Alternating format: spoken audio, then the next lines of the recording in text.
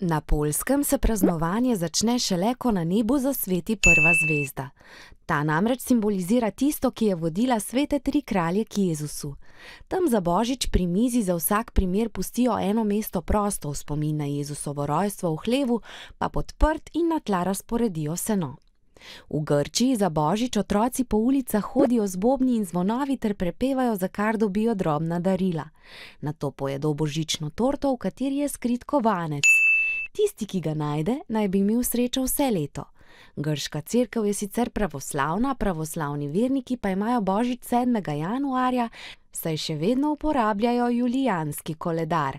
Tako je na primer tudi v Srbiji, Črni gori, Makedoniji, Rusiji, Belorusiji, Ukrajini in Gruziji. Švedi za božič iz slame izdelajo božično kozo.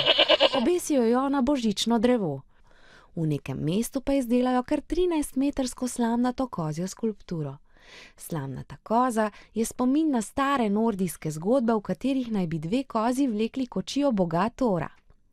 Na Finskem za božič obiščejo grobove, prižigajo svečke in se spominjajo bližnjih. V Božičkovi domovini Grenlandiji pa je večina hiš okrašenih s svetlečo zvezdo na oknih, saj tam po zimi sonce sploh ne vzide.